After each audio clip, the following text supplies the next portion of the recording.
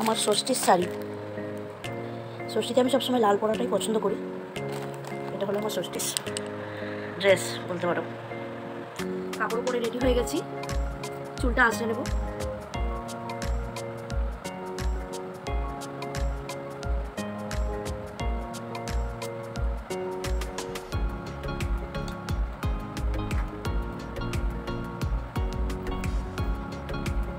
আরেকদিনগুলো সেই থেকে পড়া হয়নি, পুরী থেকে আসার পর থেকে। আজকে ষষ্ঠীর দিনই পরে নিচ্ছি। আমার মায়ের বালা, একটু বালা পরে নিলাম।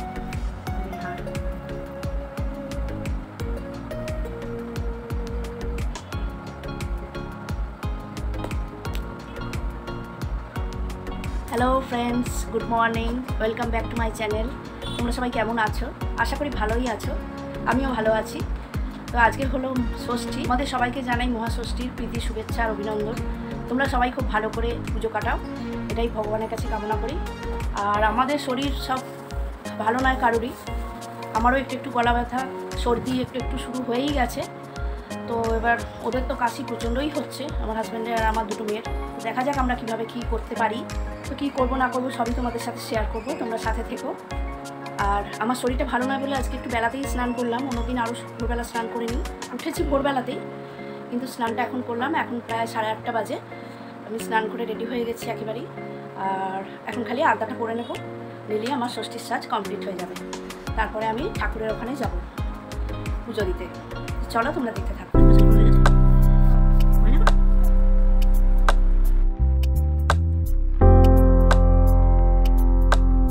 আমি এখন একদম রেডি হয়ে গেছি, আর রূপাই ওই জন্য বিছানাটা ছেড়ে দিচ্ছে। এখন মা দুর্গার কাছে পুজো দিতে যাচ্ছি। তো চলো পুজোটা দিয়ে আসি।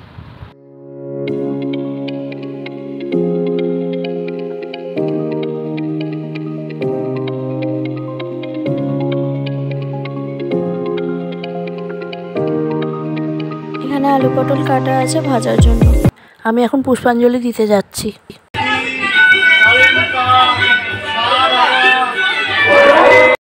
আমি এখন পুষ্পাঞ্জলি দিয়ে চলে এসেছি। এত ঘাম হচ্ছিল যে এখানে টিপটা উঠে গেছে ঘাম মুছতে গিয়ে। যাই হোক, তোমরা দেখতে থাকো, আর সারাদিন কী হয় না হয় সবই তোমাদের সাথে শেয়ার করব। আমার ষষ্ঠীর খাবার নিয়ে চলে এসেছি। এই যে শ্যামা চাল, ঘি দিয়ে, আলু ভাতে, করলা ভাজা, আলু ভাজা আর পটল ভাজা। আচ্ছা, এই দিয়ে এখন খেয়ে নেব। এটা সোনাইয়ের হাতের মেহেন্দি, যেটা ও নিজে করেছে। সোনাই এখন রেডি হয়ে গেছে। ওর শরীরের অবস্থা খুবই খারাপ ছিল, সকাল থেকে একদমই যেতে পারেনি প্যান্ডেলে। তো এখন একটু রেডি হলো। আমি বললাম যে পুজোর সময় কষ্ট তো হচ্ছে, প্রচণ্ড কাশি হচ্ছে। তো একটু বললাম একটা নতুন জামা পরে একটুখানি আমাদের এখানে ঠাকুরের এখানে বসি। আর আমাদের এখানে একটা অনুষ্ঠানের আয়োজন করা হয়েছে, বিভিন্ন রকম অনুষ্ঠান হবে, তোমাদেরও সব কিছু দেখাবো। তো সেখানেই আমরা এখন দেখতে যাচ্ছি, আর সোনাইকেও নিয়ে যাচ্ছি।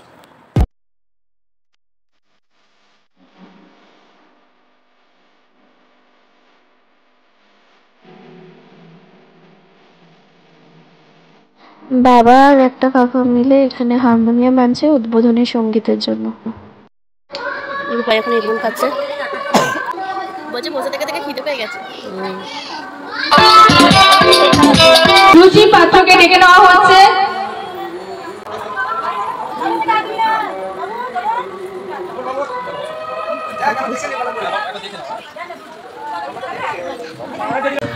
শিশিরে শিশিরে শারদ আকাশে ভোরের আগমনে।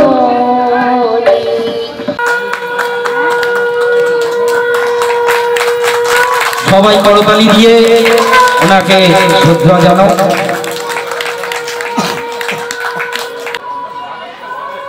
দীপ্ত প্রকাশ স্যারকে বরণ করে নিচ্ছে মধুমিতা সরকার।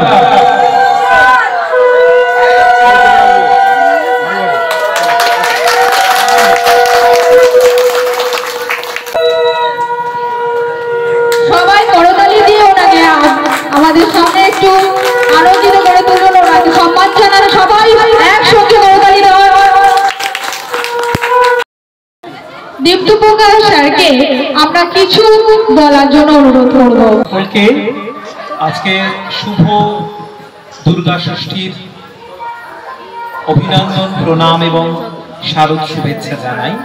প্রতিমা দেখে মানে একচালা প্রতিমা এরকম তো বাড়ির পুজোতে কমই দেখা যায় এখন।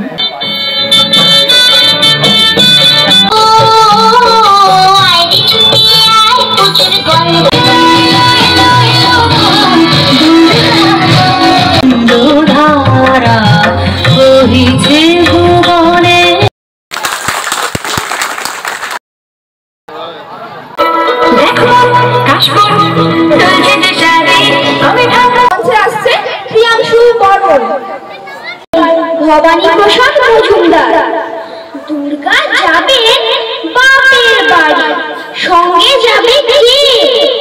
লক্ষ্মী সুর বর্ষা খেত কুমোর বেঁধেছে।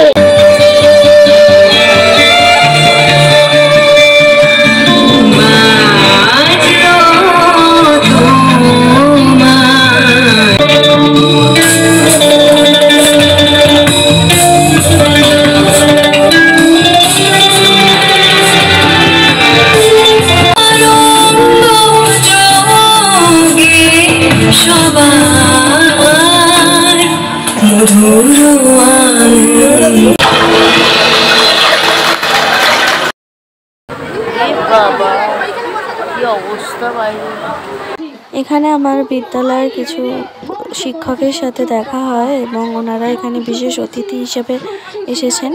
তো ওনাদের সাথে একটু কথা বলছিলাম, ওনাদেরকে প্রণাম করলাম। তো সেটাই তোমাদের এখন দেখাচ্ছি।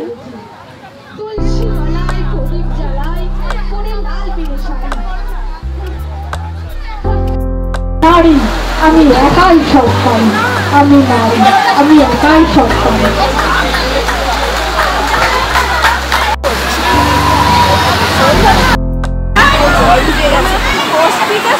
এখানে কোনো রকমের অন্ধকারের মধ্যেই অল্প করে মহিষাসুর মর্দিনী হয়।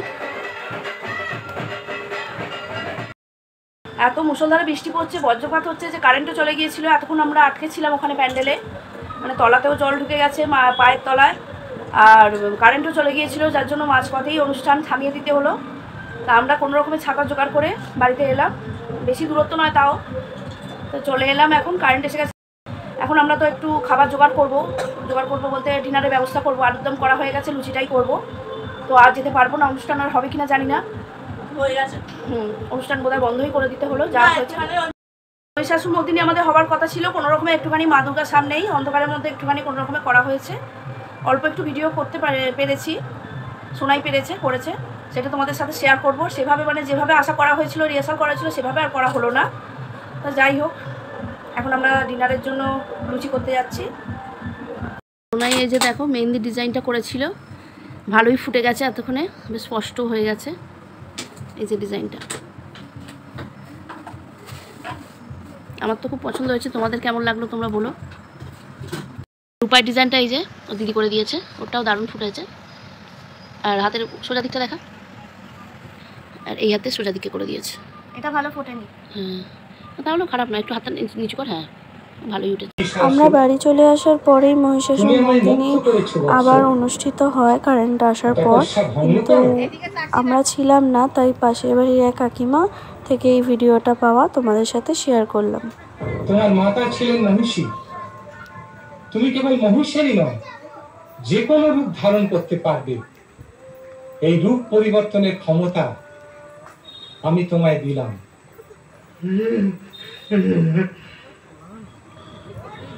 প্রভু অন্তর্যামী, আমার মনোবাসনা আপনি নিশ্চয়ই জানেন। অমরত্ব, কিন্তু সে তো ঠিক আছে।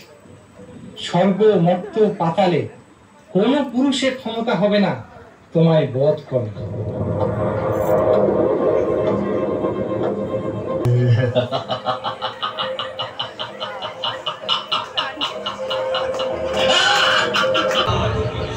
ওরে মূর্খ দানব মহিষাসুর, এতই যখন তোর শক্তির দম্ভ, আয় তবে দেখা তোর পরাক্রম। দেবী অষ্টাদশ পূজা মূর্তি পরিগ্রহ করে শঙ্খে দিলেন হুঙ্কার। দেবী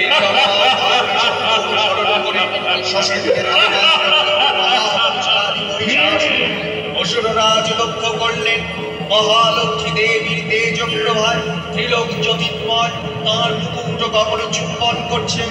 পদবরে মিথ্যালতা আর গুরুকটঙ্কারে রসাদল প্রকম্পিত।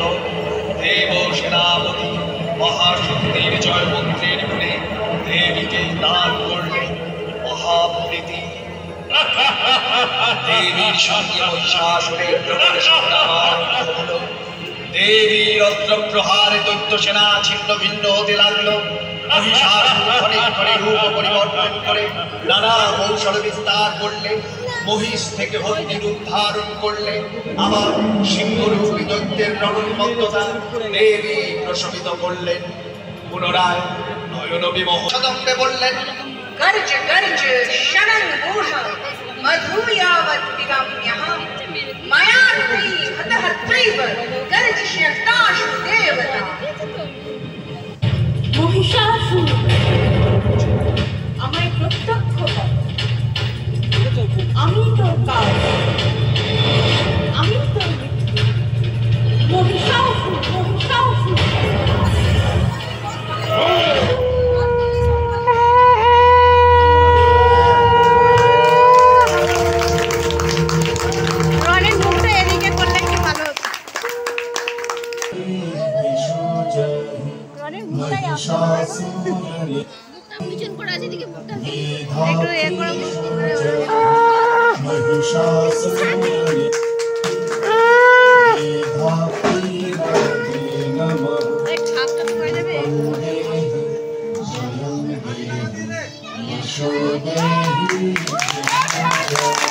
তোমরা অবশ্যই জানিও কেমন লাগলো।